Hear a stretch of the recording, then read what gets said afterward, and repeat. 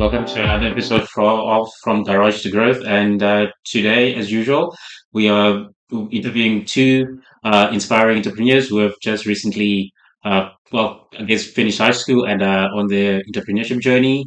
So, just to kick start things off, I'd like to give you guys the floor to introduce yourself. This is Liam and that's Tyler. So, the floor is yours. First of all, thank you for having us. I said my name's Liam, that's Taylor. And we know each other and have been pretty good friends for multiple years now. We met in high school. Yeah. Um, and then how we sort of got to EDME um, while we were actually studying for Abitur, that's the German equivalent of the A levels. Taylor came to me, sent me a voice message. I was in Ghana at the time with my mom. We had like a nice trip there, and she was working there. And I was talking to some business people that were really trying to do an impact there, and I got inspired to do the same. And I had this idea, and I think I sent you like a 3 minute voice message, with just like the business plan and what my idea was. And he said yes.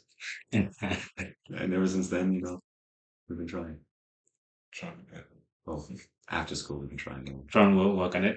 Yeah. So the idea itself, as you said, it was during your trip, Mm. and that's where the inspiration came from. And like, oh, so what kind of inspired it actually? Like, what did you see? And you're like, oh, this is maybe something I can solve. I think it was definitely the main inspiration of the trip was definitely my mom. I think because she inspired me to do something about it. Because Mm, when we were there and we were visiting a bunch of schools and um, the poverty was not hard to hide, and it was amazing to see my mom really going to so many schools and engaging with such a mm, community and really teaching them and giving them the gift of dance mm, because she's a dance teacher and choreographer. And I think that was very, very heavily inspired by my mom because she just always told me that you can do something about these things. And then I think when we were growing up, especially in school nowadays, you hear a bunch of problems in our school systems yeah. and generally in education systems globally. And I guess that was always kind of in the back of my mind. And then especially on that trip, I was on my phone here and there, and I was always on TikTok. And I didn't really like it that much. So I was always thinking, like, I wish there was a platform that was just the only education.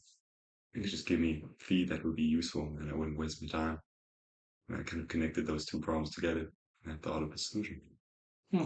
Yeah, that's nice. So in that sense, so your idea was how do you bridge that TikTok gap, like make it educational? So with currently, you get YouTube where there's educational content there too. You get, I would say maybe TikTok, depending on how you filter it, I guess you Mm, can get educational content there too. mm. How different would your platform be from all those other things that are currently on the market right now? I think the main difference would be that we try to inspire the kids or even the adults to learn more. The TikTok or social media platforms now that exist are purely based on entertainment. And sure, education might be 10, 20% of it. And I think that we really believe that there's so many marketing strategies out there that actually try to get you to buy these products, buy these products. I think we can make the kind of flip that switch and just inspire people to learn and see the importance of learning that is for the evolution of our humanity. And I think we just think that a platform designed for that would be a different approach and a Hmm. different message and a different energy than kind of half on TikTok, half entertainment, half Same education. approach that you have. Um, I mean, we're just trying to create the ideal learning environment that TikTok, Instagram, YouTube just isn't and won't be. And we already actually have most of the solution in our pockets, most of the people on this planet, which is our phones, and it's just about employing that in the right way um, to be able to advance our learning. Mm. Yeah, that's true. Most of us have our phones, and whenever we need something, just take out your phone and be like, hey, how do I do this? That's right. Hey Siri, what's this? Yeah, What's that? and then it's a so as both of you just recently finished high school, what things did you see in high school that were like, oh, maybe this could be improved? This is maybe something that we can improve. This is what my platform. can improve? What did you see there that you say like, ah, maybe we can improve this? Um, I think I'll just sort of tell my story Mhm. about how I experienced school. First of all, starting off when I came into school, as most students, as most children were, straight out of kindergarten, you're sort of excited to put on the backpack, have a lunchbox, and Yeah, be one of the big kids, and to learn. And I was just like that. And I also really felt a passion for learning. For example, in maths, I worked and worked and was so focused on getting better at maths that at the end of year one, I had completed all material for the primary school.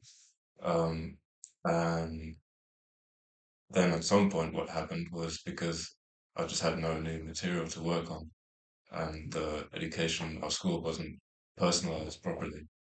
Um, my learning sort of grew stagnant. I felt more disengaged. I no longer was super interested. I would just be staring out the window mm, because I wasn't learning about something that I actually wanted to learn about. And then later on in secondary, when this problem still continued, I was sometimes engaged when it actually interested me, but most of the time it didn't, and I would stare at the room. And then when I came home, I would continue studying about things that actually interested me. Um, so I think that just highlights part of the problem in the education system we have is that it's a one size fits all solution yeah, approach that is applied to most students, and we're all unique beings, all yeah. unique in our thinking, unique in our interests, and then one size fits all solution won't. Yeah, I think with kids, it's a personalized learning more than anything else, whereas schools are kind of catered to a group mentality. So everyone learns the same thing at the same pace, hopefully, and then everyone goes through each grade learning the same stuff. But everyone learns differently. Other people are quite good with just visual. Other people are just give me the information. I can remember it. Sometimes it works for people, sometimes it doesn't work. So yeah, I feel you on that because sometimes I'll be in class as well and be like, yeah, I'm not feeling this. Mm. But I'm here because I have time that I have to be in class Yeah. for. I have to be here too. So yeah, yeah, it's an issue where it needs or the solution is needed because not everyone learns the same way. Like we all have our things that we like and we don't like about school. So I feel you on that. And your take? Um, as you said, I think we want to create the educational tools for you to thoroughly learn. I think my take on school personally was I didn't, I loved the social aspect of school. I think that's always a great thing about school. I think that was sometimes very counterproductive towards learning, because you felt, I mean, you're being put in a room with 20 kids and you're all being graded. So you're all being marked upon how worthy you are. So you have people who are A students in one corner, people who are B students, C students, and so on. And I think that approach was very, um, kind of induced toxicity a lot else in schools, just trying to be better than others and trying to prove yourself. But I think on our school, at least, I have a very good feeling about digitalization and later on. So in the higher grades, during our, what do you say, A levels? Like, A levels, yeah, I had a lot of teachers that definitely knew how to use, for example, YouTube or use TikTok videos to to their advantage, kind of Mm. telling us, hey, yeah, look at this video, these are good videos. So that was really great. But I think also we have a very blessed school experience because we were at a bilingual school, Yeah, and there everybody had so many different views on problems. So the school system view was very, very, very strong because everybody was just saying like, oh, there's not enough equal opportunities. The school system doesn't work, as you said, one fits all approach. Um, so I think that was the main thing I've always heard kind of every week, at least one time. even the teachers. Yeah. So it was everybody agreed that there's something wrong with school as it is. and nobody was providing, or nobody is providing a solution. Yeah, I think with education, it's somewhat difficult, but it's a government ran thing, Mm. and expecting government to make changes is usually difficult because they implement solution for everyone, not for specific individuals. They're not in the job of let's help a certain group. They're in the job of helping everyone. So their mindset is this is the our solution. Hopefully it helps and it fits to everyone, but which is not usually the case. So Exactly. yeah. It's usually a difficult thing when it comes to government and expecting them, especially in the South African context, where the education system it's become somewhat shitty to a degree because certain things are not being fixed. There's kids that go to schools are being fed. There's kids that can't reach schools because to get them there it's a mission, especially in the rural areas where schooling is needed, but the facilities are not present. So uh, the government needs to somewhat figure out how to bridge that gap, which is an issue on itself that they haven't been able to kind of figure out currently. 100%. So yeah, it's a lot when it comes to fixing something that's supposed to be one like the main basic needs, literacy levels, but at the same time, it's one of the most pressing issues that well most countries are facing at the moment. So yeah, so you guys just started this journey, and you're somewhat young. Into that experience, what's some of the like the backlashes or some of the challenges you've noticed because of that? I think being young can be positive and negative. Hmm. I think because we have a lot of fresh energy, and kind of a direct correlation to our high school experience Yeah, and to the education system itself. But I do notice that I think in a lot of realms we don't get enough respect yet because we simply don't have the experience in it. mm, But I think, I mean, we're going to get older, and the more and more we work on this, and I'm glad that we are working on this. I think the more and more experience we will get, and I'm glad that we are this young starting it because that also means we're going to be young when we're finishing yeah. And what's your take on that? What have you experienced? That maybe you've had more experience that would take me more seriously.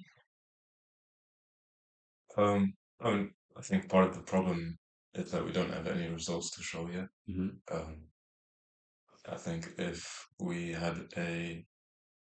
were executing on a vision already, then Yeah, people would respect us. But I think also people are willing to help younger people, yeah, willing to teach them, willing to show them or mentor them, which has played into our hands. And also, I think it's kind of fitting um, what we're working on and who we are. So we're kind of just graduated high school. We're still somewhat students, um, and working on something, on a solution for students. yeah. So I think that also plays into our hands.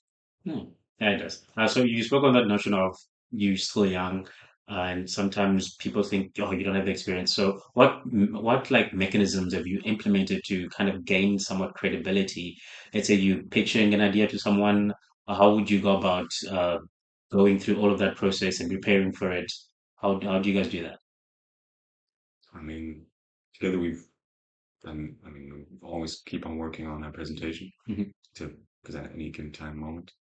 Um, I think the main thing that is the challenge behind getting people to trust you or getting people to be inspired is that public speaking aspect, the aspect of really fully transitioning your idea and kind of making it fictional to, well, in front of your table and saying like, oh, this might actually work to the Yeah. investors or to people that want to invest in us. And yeah, I mean, that's always going to be a challenge, I feel like.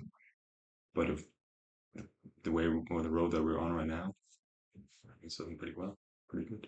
And we've learned a hell of a lot, and That's will true. learn a hell of a lot. So That's true. Yeah. Yeah, I think it's one of those things where I think you're an entrepreneur. There's this thing of fear, and a lot of people kind of let that fear kind of take over, and then they just give up. So how do you guys handle that skepticism, that sense of, oh man, are we should we just go to varsity and and just follow the traditional route of get a degree and look for a job? How do you escape that? I feel like we're both very similar in that realm that we never really saw ourselves fully in that system. Especially in school, we don't really comply perfectly to it. Hmm. Uh, so I guess for me personally, it was always just you don't need to do anything beforehand if you have an idea. Everything started with an idea. So if you have an idea, just go for it. And fear is always going to hold you back, but fear is as powerful as motivation is. Yeah. Choose which one you want to pick. Right. And And family and friends. family Yeah, and it's true. friends. That's true. Yeah. Yeah, it's always good when you have that support structure around you, and especially in an early stage of your entrepreneurship journey where you're like, oh no, is this even going to work? But yeah, having those people that will like, yeah, come on, you can do it. Let's go. Oh yeah, yeah. And then that's the other thing because you so, like some of the entrepreneurs that I've interviewed that are, let's say, from African communities, they spoke about the community aspect of it and how it's more difficult for them because they're in Germany, so the support structure is not present, where they have to push themselves now to be like, oh, I can do this way. For you guys, the support structure is somewhat here, and your friends are here, so you have that community of people to be like, hey, come on, we have you. Yeah, If you're going to fall, we can have you. definitely. Okay, so that's good. That's definitely good to have. So reflecting on your journey so far, what were a few moments that were standouts that you will be like highlights for you guys? I'd say a big highlight and a big standout would be our mentor that we gained, I think, 3 months ago. Uh, he is helping us every month. We have our meetings with him every now and then, and he's really helping us because he's run a few startups himself, quite successful as well. And he really keeps us in check and pushes us and helps us also with our tools to be able to enhance our abilities. So that's definitely a big plus side. Um, have anything? I think to me the highlights have um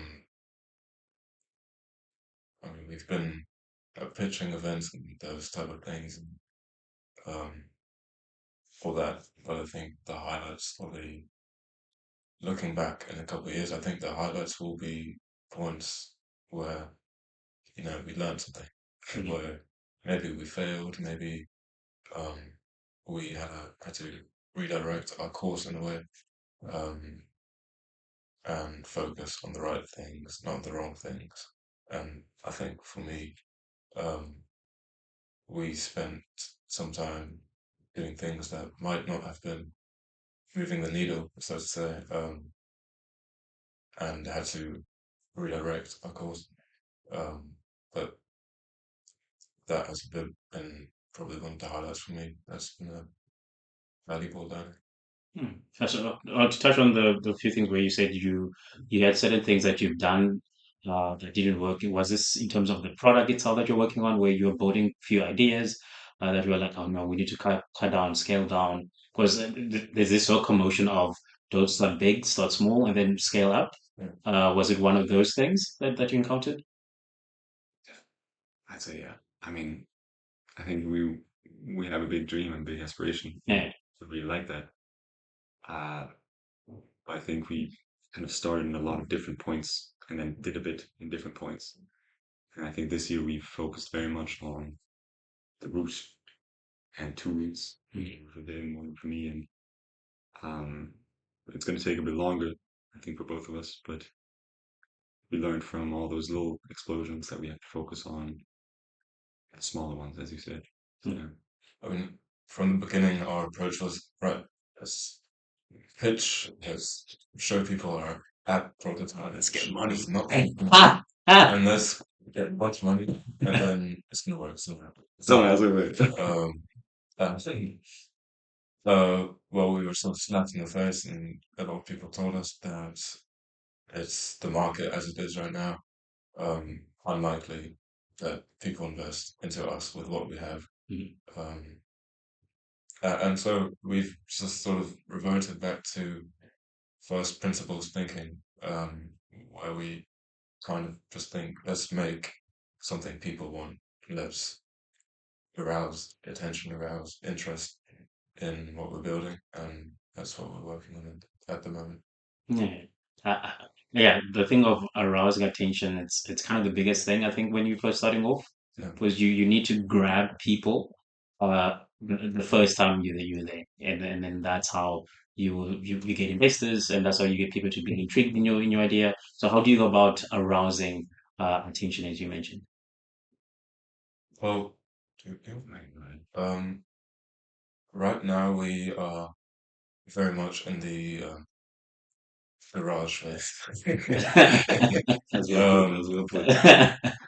and well, our plan is to build a brand first, which is somewhat unconventional, and then build a product which we will need help with. But we want to market ourselves, which we haven't fully kicked off yet. But we want to market ourselves to arouse interest in us, but also more importantly, the problem we're solving and our mission. Mm. So creating something that people need and not really what they want. Um, well, also what they want, but what they need. And I think at least that's more my job right now. Definitely finding a lot of things that's supporting our case. Mhm. I mean, this hasn't been a secret. Just talked about how it's a problem globally speaking. And it's really, at least from my research and my learning process right now, it's kind of mind-boggling that thinking that these problems have been around for way longer than I actually thought. The education system has been trying to be reformed since the 90s, Yeah. in Germany at least, and nothing has happened so far. So seeing and learning those things kind of also supports the system. Kind of being like, yeah, well then this is going to work. People are going to need it more, and Yeah. the garage phase. Well, that's where everyone kind of starts off. That's Sure. true. Yeah, you kind of have to start off. Well, you have to start off somewhere in order to get to any position. So everyone starts off at the garage phase, and then you scale yourself up to an actual uh, company. That's where themselves started garage phase. It's a $1 billion company. So. Everything starts from the idea. Yeah, yeah, literally from an idea. So you're in the Berlin ecosystem, which how has that helped facilitate your guys' idea? And as well as you mentioned, you managed to get someone to mentor you guys. How has being in the ecosystem itself helped you guys kind of thrive a little bit, maneuver through the ecosystem? How has that influenced you? I think it's helped us.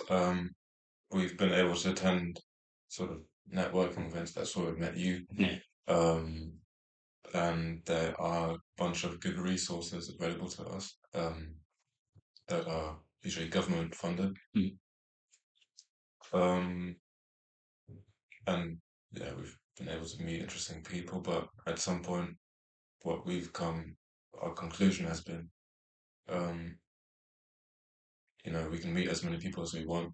It's not going to advance our product. It's not going to advance our brand.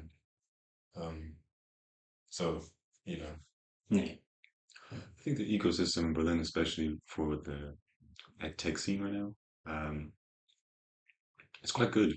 It's definitely growing more in Berlin because Berlin had been very behind digitalization wise. There's still a lot of stores there where you can only pay cash, which is just strange to go to London and everything's just cards. yeah. South Um, Africa too. It's a weird thing when you come in, you have to carry cash everywhere you go. it's just, we're very behind when it comes to that. But also, Berlin has been, I mean, the capital of startups. For example, Google Maps and many famous startups have been created here in Berlin. So I think anything's really possible. And so far, we've had good experiences. Yeah. As you mentioned, we met at the startup incubator pilot. How was that experience for you guys? How do you guys do like, oh, this could have a learning curve, seeing other people doing their things as well? How does that help motivate you to? it was inspiring to meet people. I think you should always exchange and bounce off ideas with other people, see what they're working on. Maybe they can help you out somewhere.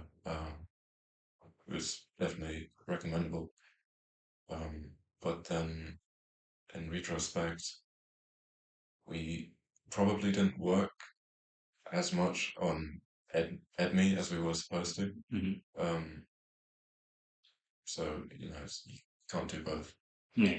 Yeah, I think it's, like you say, nice to exchange ideas. Um, I think I definitely like the community the most because they also give you feedback that is positive, but also very constructive. Um, so that was the great thing about that startup. Also got you out of the room, got you to say good things, and that was sometimes nerve-wracking to be in front of 20 people and say, "This is my idea. I don't know if it's going to work." But yeah, it was good. Mhm. Yeah. So it's being part of an incubator process. Do you guys foresee yourself like maybe going to places like Motion Labs, Factory Lab, Factory Berlin, just to be part of the community, as a means of helping you guys being part of a startup network in general? And I could see us as a, I think it's right now, as we say, we're in the crash phase, but Mm, I mean, any supporting system, any help, any exchange would be good, mm. in my opinion. And you never know who you're going to meet. Yeah. You Yeah, might yeah. meet someone. Yeah, I think that's one of the few things about being part of an incubator or being part of that environment where you get an opportunity to meet and network with people that you would never meet in any other room. Mm. So you have the opportunity to share your idea with people that would be like, oh, maybe they can add this and that, and then it could be something else. At the same time, the fear of being in those environments, it's an open environment where you have to share your idea. And that creates the sense of certain people like want the people steal my idea, so, so how do you maneuver that feeling? I don't really know. I think our idea is quite big. Hmm. We have worked in it for a long, long time now.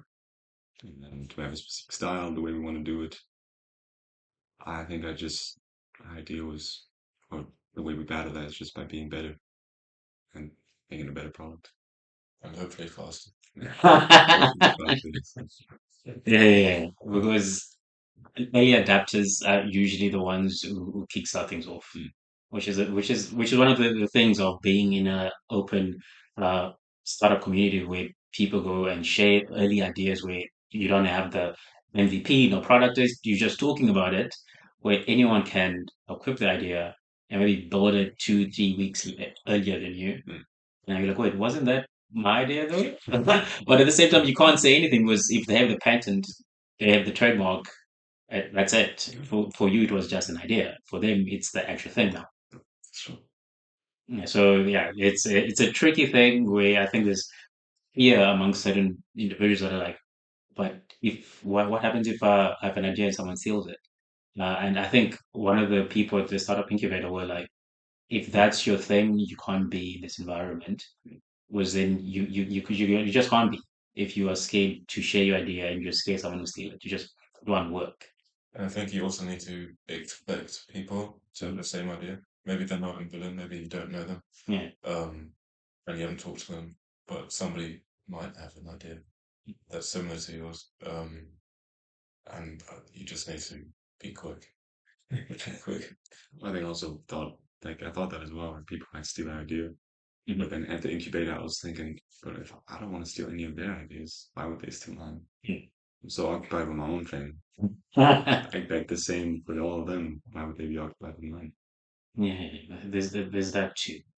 So we're getting to the end of the questions. So as we get to the end, one of the few things is just started your journey. What advice would you guys give to other people that are like, you know what, I have this idea. I don't know how to go about doing anything with it. It's just maybe I've written it down. It's still in my head. How do I kickstart it where it's actually something that I can work on? I would I would say first of all, you need to make sure it's the right idea, and you do see yourself potentially working on this for a couple of years without any big results. I mean, we shouldn't beat around the bush. I think it's um for a long time. It's going to be hard. Yeah. It's not going to be a fairy tale. Um, and there is big risk involved. But you need to align the risk with your own personal what you think is meaningful to you. If you think the problem is something personal to you and if you think it's realistic. Mm. And then if you are convinced that you are able to work on this idea and take the risk, um, but then you just need to fail fast, um, iterate fast, and constantly be open to new opportunities, um, and yeah, fail fast. Yeah. I mean, to touch on that as well, just do it. That's my biggest advice. Just do it. I mean, you can't really fail. All you can do is learn and grow. Mhm. Even if it's not this idea, then the next idea, then this idea, then the next idea. It's always kind of shifts around, forms around. Just do it. Start researching. Start typing, whatever it is. Start. Yeah, Just do it, man. yeah. It's that thing of people going, "Oh no, I can't do it." I need this. I need that. Yeah, maybe let me wait 2 more months. I'll get this equipment. This is what I Mm, need to kick things off. no. This is what let me wait then. So it's that fear of like, oh no, I need this that keeps on holding people back. So yeah, it's definitely start. Mm. You'll figure it out while you're doing it. I mean, that's the main thing. How we all Yeah, learn by yeah. doing. Just figure it out. So Somewhere. to touch back on the platform, so you can just flesh it out a little bit. Uh, how would you envision it? How do you envision it contributing to the education? As you said, you when you went to Africa, you realized that the education system is somewhat lacking. So if your program was implemented, let's say in an African country, how would it help the education system thrive there? I think the main thing I noticed when I was there as well was that a lot of people, well, a lot more people than I expected, actually had phones. Mm. And when I was in those rooms, people were on social media platforms like Instagram, and that really made me realize how global such social media platforms are. Where it simply just started from Mark Zuckerberg just trying to connect people with Facebook to now just everyone needing it and having it. Uh, I think if we, let's say, grow our platform now to the extent where we wanted to, um, you can control your own pace of learning. And I think that's everybody's ideal way of learning. At least that's also for me the case, where if you learn at your own pace in the area you're interested in, whatever inspiration you have behind it, you will have the opportunity to do so on our platform for free.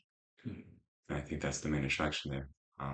Of course, there's still so many problems that we also believe that we can battle later on, that have to do with access to internet connection, access to phones, access to many things that you need to learn perfectly. Um, but those big problems, the problems that actually revolve around most people on our planet, definitely we need to get to and cater to later.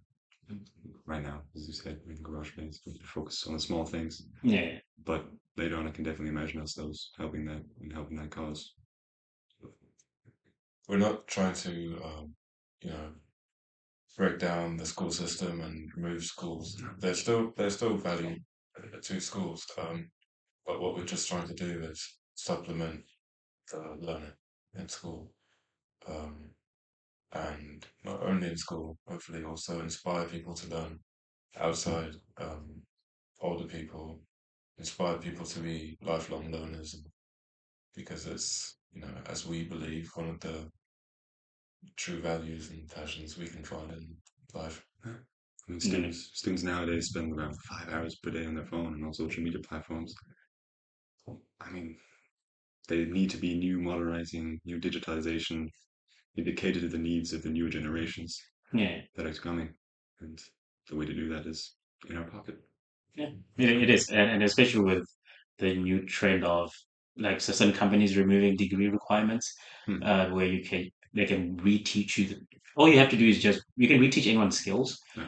as long as you give them opportunity to teach them those skills. So you don't need to go through the whole traditional sense of, especially now, you don't need to go to have a degree to be like, oh, I can do this job. People can learn how to code online, sitting at home. So I could be a coder in the next 2, 3 months if I put in the work and learn how to do it.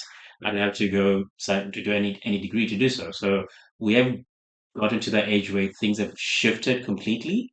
Mm. People are working remotely. You don't need to be at the office. So what used to work before doesn't fit what's working now. So what education was before in the next 2 or 3 years would not be the same. So do you guys want to share where people can find you? Maybe do you have a website yet, or are you still working on that? Well, we are EDME. You can find us on LinkedIn for the moment. And you can subscribe there, and we'll keep you updated. We want to feel in public, take you along on the journey if you're interested. And yeah, for the moment, we don't have a website. Mhm. We'll be coming soon. Okay. So, Right. Okay. This is another episode from Garage to Growth. Thank you for listening. Thanks for being here. thank you. Good luck on the journey. Thank you. We'll keep a watch.